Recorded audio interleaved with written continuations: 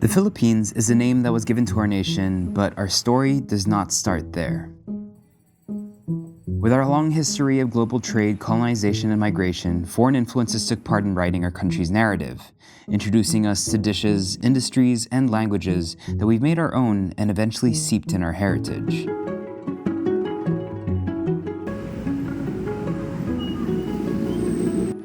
Among them is the undeniable culture and historical impact of China. Given the location of our country, we quickly became a trading hub centuries before the Spanish or the galleon trade. It's a connection that runs deep, giving birth to a community and a shared ancestry. In an era marred by societal and political tensions, you can't help but wonder, how do Chinese-Filipino individuals navigate the delicate balance between their roots and the ever-evolving relationship between these two nations? Well, today we're taking a seat at their tables to learn more about how over time, these Tsinoys have seamlessly fused their two worlds, crafting a unique identity that is just as Filipino as anyone else can claim.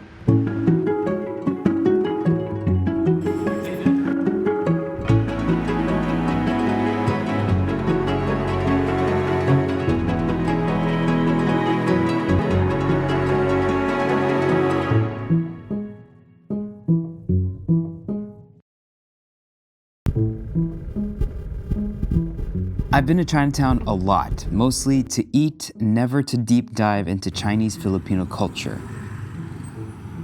I met with our good friend Anson Yu to learn more, and I was surprised to find out that migration was still very much ongoing. Because if you study Chinese migration in the Philippines, it comes in forms like waves. So this one, the current wave that is coming in, they are still they're not yet used to life here. They have to learn the language. They don't know the system, how it works. So you wouldn't say the new migrants coming in, they're not necessarily coming in because they have relatives here or they know anyone? They're coming from different parts of China that are not from the southern part. Some are from the northwest, northeast, different parts, and they're bringing their food culture. Some of them for the first time we're encountering here. Anson gives great walking tours around Binondo and is a great resource to dig into Philippine history. And he thought that a good first stop would be Eng Bee Tin. I've never been here. This is It's a Chinese bakery. It's but it is Pinoy flavors. Look at these hopia. It's like a Chinese-Filipino Disneyland. Yes. They are known for their ube hopia, but I'm gonna let you try this. It's one step better, an ube custard hopia. Is this actual chocolate? It's an actual one, okay. And then you have the ube pastillas, and you have the ube. Oh, I better get another one. This is ube langka. I'll get the ube queso. This is the mochi piatico and hopia in one. Okay, cool.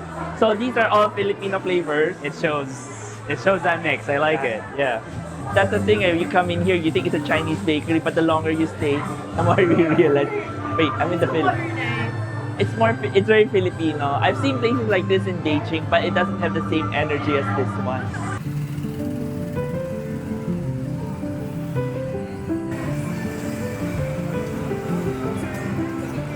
The longer you spend time here, the more you realize that things here aren't just Chinese. They really are Chinese-Filipino, and that culture is its own unique identity.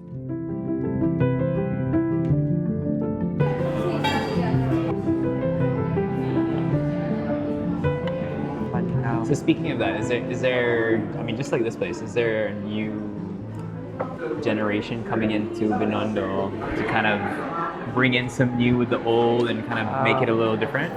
There are some, but not a whole lot. Okay.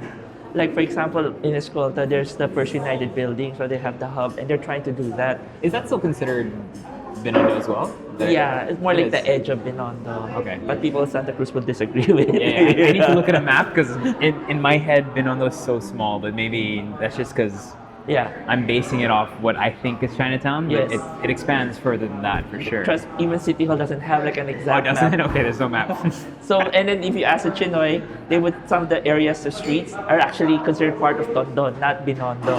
Okay. I mean, when people talk about Binondo, most of the time they're thinking Ong Bin Street. Yes. Right? But that's why when we turn around the corner to Benavidez, people are shocked. This is still part of Chinatown. And if you walk all the way across Recto, it's still Some people say that's already Chinatown. That's not It's Chinatown not. anymore. Have things gotten progressively busier, or has it more or less always been some kind of busy? It has been some kind of busy, but of course I can tell things are changing. Okay.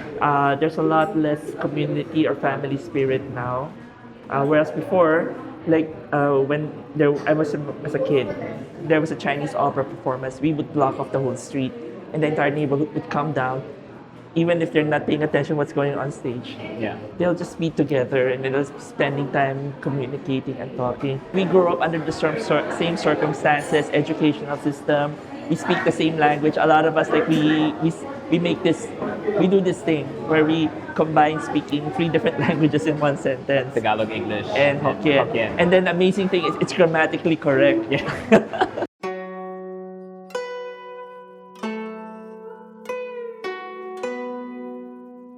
You might be surprised to learn that some studies demonstrated that Filipinos were already traveling to China before they came here in the 9th century. Before we were actually considered Filipinos as well, our country was more of a geographical group of kingdoms and sultanates at that time. So you mentioned this has been here now for 25 years. Yes. Always in this building. Yes, and we just received a 3-year renovation since the start of the pandemic 3 years ago. So we renovated it, we fixed it up, we changed some of the exhibits around. Okay. But pretty much the message has been the same, like how the Chinese came and changed the culture here, but how they themselves were changed by the culture here. One of the kings of Sulu, Paduka Batara, journeyed to China to pay respect to the emperor, but the sultan got sick and eventually died there. The emperor bestowed to him a memorial tablet naming him reverent and steadfast. The sultan's son remained in China to look after Paduka Batara's tomb. It's still there today. They eventually had their respective families. Today, more than 3,700 descendants came from the sultan's lineage, disproving that the popular belief that the Chinese-Filipino influence is one-sided.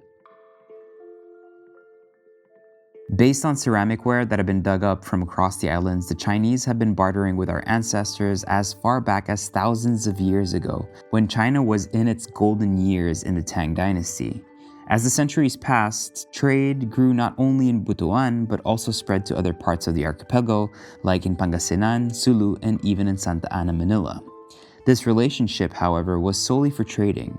It was only during the arrival of the Spaniards in the 16th century when the Chinese began settling in the country. And So a lot of Filipino Chinese, or Chinese Filipinos, Yes. were involved in the multiple revolutions. They just don't get enough credit, right? The thing is this, I was listening to one podcast recently. He says that the problem with now we have in Philippines, the way we perceive nationalism, it's based on race. That the only right you have to fight for the Filipinos, if you're you're the right A race. full-blooded, correct. But there are a lot of instances in Philippine history that the ones who fought for the Filipinos were actually not full-blooded. For example, Pelaez in the movie Gomburza, they casted Piolo Pascual, but in reality, he was someone who looked like Jaime Sobel Ayala. Okay. So he was someone who looked more like... Really? Yeah, Okay. in you or your father. You're doing this. So I was like, me? Yeah, okay, I get it. According to sinologist Eileen Baviera, during this time, more Chinese migrants traveled to the Philippines to become skilled workers. But as the population of the Chinese community grew, it alarmed the colonial crown, pushing the Governor General to build the Parian, an enclosed residential area outside Intramuros, for these Chinese migrants. Through the Parian, the Spanish could impose taxes and control the movement of the community, later on sparking numerous bloody Chinese uprisings. Eventually, Binondo was established, but primarily for Chinese people who had converted to the Catholic faith. Here's an example of what I would say is cultural influencing. There's a shrine there at the bottom of this building of the supermarket. Yeah. It's a Catholic shrine. But then you will notice that people are offering incense. The building owner built this as a way to as a panata about to clear up because when he was building, he had a lot of sickness, illness, and all these things. Okay. So he built this shrine, made a promise that if it's finished, he would put a shrine here. So it's a very Catholic shrine. But then people in the community began leaving incense. Yeah. So And eventually would, that I mean, was Santo added. Cristo, very Spanish, obviously. Yeah. Delongos? Ilongos, it's a part of San Nicolas district down there. Okay. So during when they were repairing houses there after the war, somebody found a cross. So they took the cross and brought it inside Binondo Church. So now there's a group of devotees that are worshiping this specific, not this one, it's inside Binondo Church, the original. This is just a copy. So would you say this is something you would only ever see? I've seen quite a few Chinatowns. Manila is the only one that you can see that you something can really like see this. something where you see a Catholic cross ornated by Chinese. But then there are like, like temples. Yeah. And there are tons of temples around Binondo, right? And you're saying most of them are either family associations? Yes. They are fruits of someone's promise to the gods. Okay. There others are started by temples from China started here. So they're very and some of them are always hidden. You don't exactly from the outside they look like an office building, apartment building. You don't realize until someone tells you, oh, there's a temple on the top floor there. And are temples always religious? Yeah, more spiritual, maybe a better word. Yeah. So I mean, I would have, if you didn't tell me, I would have walked past this. until you see people offering incense. Yeah. And then you're like, oh, this is a little strange. It is. Yes. So it was only when the Spaniards came that the Chinese began settling in, and the reason that gave them that incentive was that silver. Yes. Okay. Silver that was brought over from Mexico and Peru. And then the Chinese that bought them, because of this, the Chinese began coming here, not only the traders, but also construction workers, kitchen staff, jewelers. Their goal was like the OFWs of the day, go to there, earn enough silver to come back home and retire. Aside from being converted to Catholicism and themselves being colonized, the Chinese Filipinos became an integral part of our history. By the mid-19th century, Chinese mestizos or mestizo de sangre were educated abroad, securing a seat in political and economic discussions that were once only for the Spanish elites.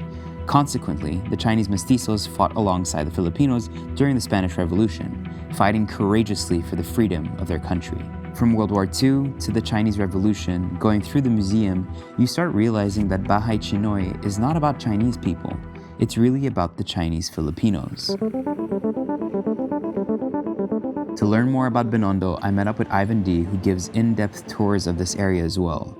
Ho Panciteria Antigua claims to be the oldest restaurant in the Philippines and was apparently one of Rizal's favorite spots. See, it's all like fried. Fried. Sometimes that's the best thing. Yeah. What can you tell me about this restaurant particularly? Okay. It's an old restaurant in Chinatown. Well, the food, I call it Panciteria Chinese food, which is very different from the modern take of Chinese food that we know. Because these are the foods that a lot of people grew up. Yeah. For the longest time, these were people's ideas of what Manila Chinese food was. A lot of it is fried and stir-fried. And brown and fatty delicious. and starchy, and so this is the classic lumpiang Shanghai, which is fried spring rolls. And then this is lechon kawali. This is asado, which is what they're very famous for. Yeah, in Hokkien, in Chinese, we call this char siu. Yes. This is the kikiam. This dish is called pinse frito. It's basically like fried wontons, and it's something that you don't really find anymore these days. This is the one where they put like a tiny bit of meat inside, right? Exactly. With more skin and a little dot of meat. And that's how people like it, I guess, no? And of course, their pancit canton, which is brimming with sauce. Drowning in sauce. Yes, exactly. As how a lot of people like it. Correct. Okay. And of course, since we have pancit canton, we have fried rice. So this would be food that was originally inspired by southern China. Yeah, mostly Cantonese. Hokkien, because those were the areas where the Chinese. But if I go there today, will I find these dishes there, or are these very much Filipino dishes now? Most likely, you might find something that is similar. Yeah. But I'm sure over the years, it has sort of had its own local flavor. And adapted. Yeah. Food changes. Mm-hmm. It's just that I guess when you run a restaurant and there is the recipe that works for you for 100 years, why change when it's not broken, right? Yeah. It's been around since 1888, and this is one of the last bastions of Panciteria dining in Chinatown. Because a lot of the Panciterias have closed And back then, even within the Chinese Filipino community, places like these was where they had events. This is good. Like the Shanghai is not the Shanghai that I grew up eating. Okay. The Shanghai is actually closer to a kikiam in terms of how it's stuffed. Yeah. And rolled, which is great. And the meat is very fine. Yeah. It's not like the modern lumpia Shanghai where it's really chunky, right? So very fine and bouncy. Yeah. And this I've never tried before. This is delicious. Squid. And then let me try the asado since it's what they're famous for. One of the ex-presidents would come here for the asado and the pancit. But again, it could be anecdotal. I don't know. I wouldn't be surprised. Because back then, panciterias were the only sort of like fancy places that people ate in, right? Because there wasn't that much choices. You could have done a European restaurant, but that wasn't for everyone. Correct. Exactly. The asado is very good. Yeah. Very, very good. And it's not overly red. And not overly sweet either. Yes, exactly. It's very smoky.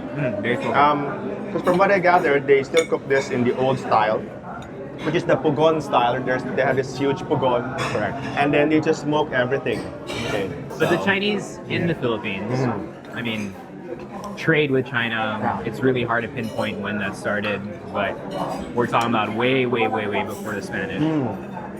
But then there was a period when the Spanish came in and colonized the country. The Chinese were kind of set apart. Well, here's the thing. I wouldn't call it like set apart, but given their cultural differences, they had differences. But I think generally they also coexisted because they needed each other, right? I mean, the Spanish was the government, right? And you need a government to run a business. And a lot of the things that the Chinese brought in were things that the Spanish actually wanted because they wanted to ship it to Mexico for the galleon trade. Right. So it was a two-way thing. The Chinese, especially back in the day, like you said, they're very good at adapting, assimilating, cohabitating, whereas the Spanish kind of came in with a very different agenda, right? Is that why you think the Chinese-Filipino community today is so strong? And it's so part of the fabric of the Philippines? I think that's part of the reason as well. And that's why I would even go further as saying that's why some of them were very successful. Because they learned to adapt. It's just that a lot of people, they tend to see the difference than the similarities, right? Yeah, it's hard to pinpoint a date and time where you say, okay, you've been here for 150 years, now you can consider yourselves Filipino, because that's a very unfair way of looking at it, right? Right. That's why each time I talk about the Chinese-Filipino community here, it's like I was telling you a while ago, a province. Yeah. Without subculture, I call it a subculture. A subculture, yeah. Without a location. Yes. But it's there, it's strong. Yeah. And regardless of where you are in the Philippines, the values, whether you're in Isabela or Iloilo, you meet the Chinese Filipinos there. Right. The values are very similar. Yeah. Right? Entrepreneurial. Correct. Hardworking. Because I guess it's an immigrant thing, right? When you come here and you have a shop to tend to, then you just do it, otherwise you starve. Yeah. This restaurant at one point was started by a Cantonese immigrant, like 100 years ago. So what's the difference between them 100 years ago and circa 2024? Right. They came here for the same reason of, leaving everything behind. New life, new whatever, right? And yet they persisted over 100 years and they're still here. Right.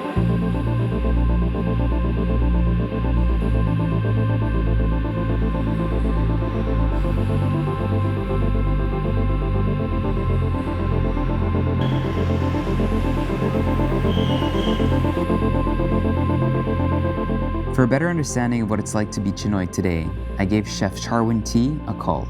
We decided to meet up at Masuki, a restaurant that represents Binondo perfectly.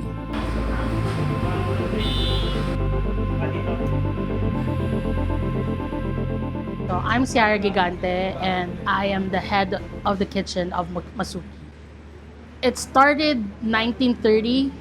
It's one of those old stories na somebody from a different country pumunta dito sa Pilipinas to introduce their food.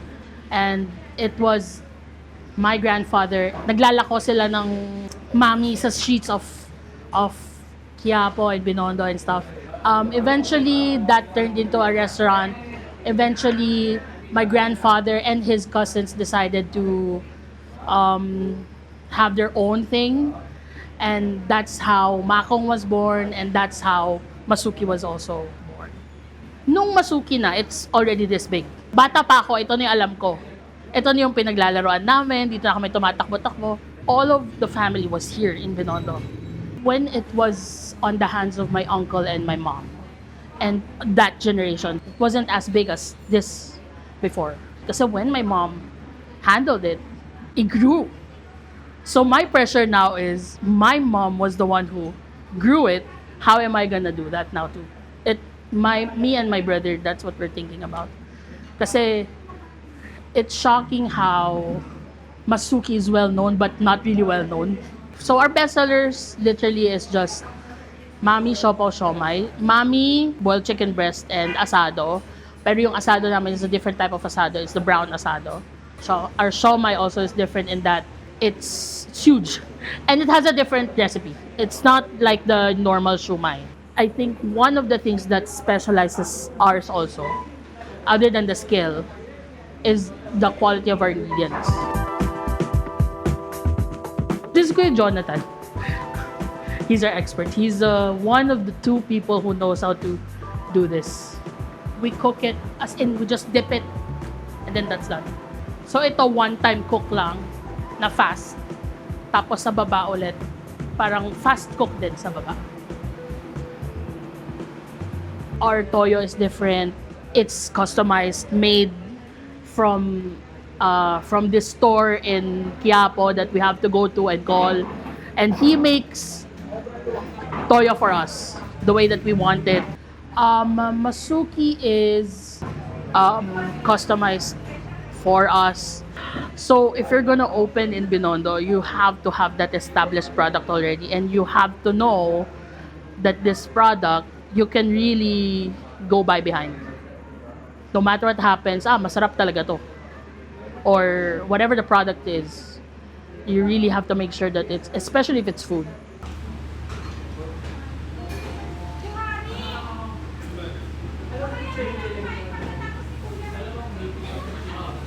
So this is the famous brown sauce that you're talking about. Yes, this is the king of all sauces, and I can't tell you what it is. What's the myth of this sauce?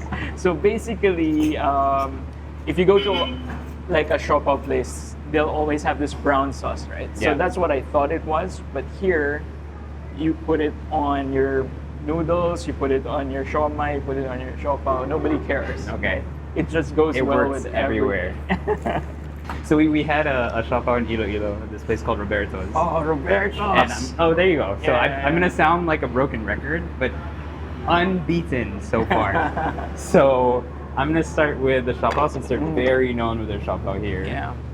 I don't know if you're supposed to split siopaws, but that's what we're gonna do today because these are massive.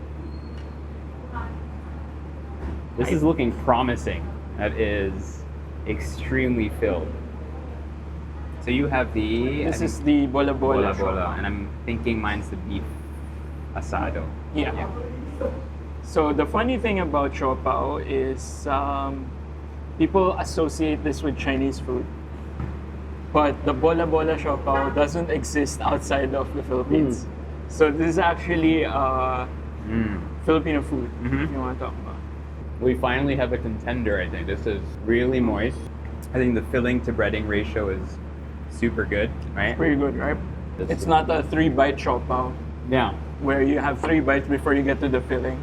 I hate that. Let's say you go to Malaysia or Singapore and you go on their normal food tour. The tour guide will tell you, oh, we're gonna show you Peranakan food, or we're gonna show you Nonya cuisine, right? And then you ask them, what is Nonya cuisine or Peranakan food? And they'll say like, oh, it's Chinese food that was adapted by the Straits people. Correct. And I'm like, that sounds a lot like the food in Binondo. So why don't we have a term for it? Right? So for the past few years, I've been trying to push the term Tsinoy food. Yeah. Because a lot of the food here, you bring it to China, they're gonna be like, this is whack. Yeah. It's like, This is not how we make it. yeah, it's really been adapted. So a lot of the early Chinese settlers actually would go around carrying the stick with the two containers, right? So now we see that for taho, but it used For the to mami, be, right? Yeah, it used to be for the mami. So how do you eat a mami?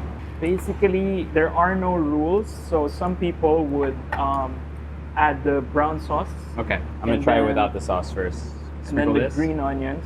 So this is not decoration. This is part of the meal. You can ask for more of that here. It's part of the flavor. Yeah. And I love the combination of chicken and beef, right? And I think the only one I can think of is like vitello tonato from Italy, where they have like a tuna sauce for a veal For steak, veal, yeah, right? yeah. So chicken and beef, but in a lot of Chinese dishes, you actually see kind of these combinations. So I'm gonna go really nerdy on you. Go for it. So we have this is called mami, and there's chicken and there's beef, right? But if you translate the term mami, it actually means pork noodles. Pork noodles. Yeah. So Okay. the original meaning is pork noodles. So how did you, growing up, is the term Philchai or Chinoy? Yeah. So actually, it's very funny because the term Philchai is wrong Oh, is it grammatically. wrong? Okay, okay. So grammatically, we're supposed to say Chinese-Filipino, right? Okay. Because we're Filipino citizens, so it's Filipino, and then the Chinese is the descriptor. Okay. In the same way that we say Filipino Americans, because they're Filipinos, but they're American citizens. Correct. So you start with the descriptor first. Yeah. Got it. So, but the funny thing is here, I don't know, Chai Phil just doesn't sound. It doesn't roll off right. Child Phil. So even Chinoys, like the communities, they've begun to call themselves Phil Chai as well. But And the traditional mindset in most families would be you want your son to become an accountant, a doctor, which I'm pretty sure those expectations were there. So what was the reaction when it was like, oh, I'm going to be a chef? oh, they laughed first because they thought it was a joke, and then And then they you're like, no, I'm stopped dead laughing. serious. So the mindset is always like, if you're gonna go into a thing, you have to be successful. And profit from it, yeah. You can't be like coasting along. Correct. And be, And so I started studying on Chinoy food. So it's very difficult to say which one is the most typical, but I Yeah. would say mami, siopao, Siomai. siomai are pretty big in the sense that you can say their names as is, and people know what it is. Correct. We have some dishes that we've always thought was Spanish influenced because it has a Spanish name and a Spanish counterpart. Correct. But if you really look at it, it's Chinese. Yeah. Right? So, for example, arroz caldo sounds super Spanish, right? It sounds exotic and sexy. But there's no arroz caldo in Spain. Yeah. And if you look at the ingredients, it's basically ginger, chicken, and porridge, right? So Correct. it's basically our version Could not of be congee. more Chinese. Yeah. Yeah. Do you see any issues in the Philippines now because of that? Do people feel more Chinese? Do they feel more Filipino? It's thankfully most people are still pretty understanding of the fact that we're Filipinos, right? Yeah. But yeah, there have been some newspaper columnists who tried to stoke some kind of I've seen that. Yeah. thing, yeah. right? Where oh, what if China comes to invade the Philippines? Will the Chinoys side with the Chinese? Where does your allegiance lie? Like they won't even take us, right? Like I just came from Taiwan and they feel the same thing, right? Like they're different. So thankfully people understand that we're Filipinos first. At what year does something become inauthentic? Right. If the Chinese have been trading with the Philippines for 500 years and have been making mami for 500 years, isn't that now Filipino food? Like, Yeah. why does it have to be said, okay, it's from another country? We can say, yeah, okay, it's maybe influenced from another country. Sure, fair game. I think that's important to understand with history.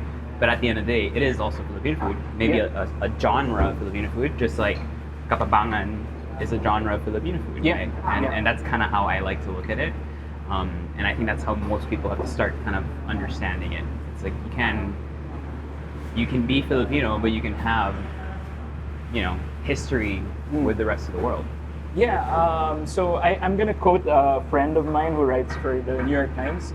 She said, like, just because a dish was created somewhere else, it doesn't mean it's not culturally significant to another place.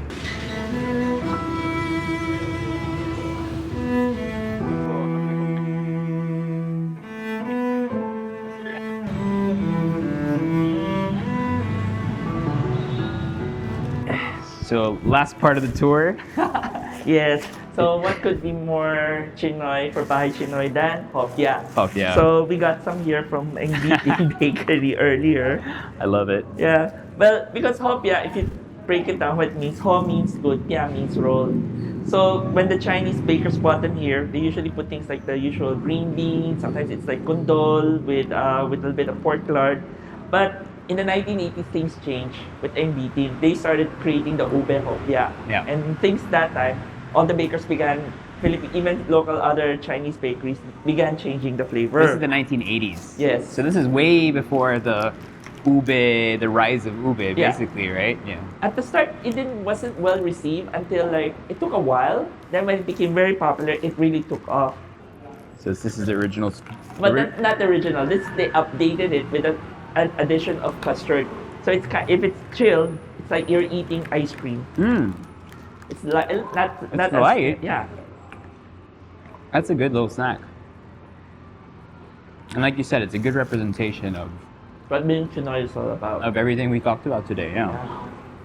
Like you said, it's and just what the museum represents. It's not necessarily about the Chinese population. It's not necessarily about the Filipinos, but it's about the culmination of both, right? Yeah. Why do you think it's always very much one way? Like when we talk about migration in general, but specifically for the Chinoy community, we always think about Chinese people coming to the Philippines and not necessarily the reverse, where Filipinos also have the opportunity to influence the world. I think it's because it's a relatively recent phenomena. Like we have people like say Manny Pacquiao or Lea Salonga, but it has always been around, but we just never see it. Like for me, the earliest example would be Juan Luna. So he was a guy who grew up in Ilocos, who was a seaman, who eventually decided to become an artist, and he set the Spanish art world on fire with his depictions. Yeah. And he was the first, what we could say, the Filipino celebrity with a matching celebrity scandal. Correct. But but because of that, like then we had to fight the revolution. We never thought about that we could really influence the world. And I believe future generations of Filipinos could be headed that way if things the way we don't know how, but it might happen. And Right. I'm a strong believer in that. The thing that has done so well for Filipinos abroad is that we're very good at assimilating and adapting to different cultures, just like how the Chinese, when they came here, they were very good at assimilating and adapting. But I think we forget also, because we're so used to adapting and assimilating, you kind of lose a little bit of yourself. Yes. We have to start like learning to go inward, looking what's Filipino about us, or what, and then bring that to the rest of the world, and then sharing with it. That's how you bring your culture abroad, right? It's just exactly the story that we went through today, where now these things are very much considered not Chinese, but they're considered Filipino, right? And it's really part of our culture. And eventually, as we go out into the world, that's the influence that we can have, right? And it's powerful. Because like I think the world wants things that are easy to understand, sound bites, easy to adopt, but they don't realize that sometimes it defies explanation. It takes time to define it, and that's why like I think Philippine culture is hard to define. Sometimes we find itself hard to define to others, is because we're still like in the process of defining it, figuring it out ourselves. Like sometimes we would debate: is this what we call the Filipino value? Is this not what we call the Filipino value? Do we like to share this with the rest of the world? Or let's discuss this first before we... Yeah. Correct. Are there any other weird... I know we bought some weird stuff. I'll try one more weird one. You want to try... Well, there's chocolate. There... ube pastillas. This is very sweet. Chocolate flavor. Let's try the chocolate flavor. I feel like this is the funniest one. Like... Well, no. Actually, I have another one. I mean, we all grew up with chocolate. Yeah, this is not bad. Here's a chocolate. Yeah? It's hard to navigate and to distinguish who introduced what and what predates all foreign influences. Unlike Western nations, our histories were rarely inscribed. It is equally as impossible to dictate how many centuries are needed to determine whether something can or can't be considered as fully Filipino. People like labels because it helps compartmentalize things in tidy little boxes. But you can't box in a personality in four walls, so why do we expect our nationality to fit? Our diversity, complexity, and all the questions that may arise from our provenance is what makes it beautiful to be Filipino.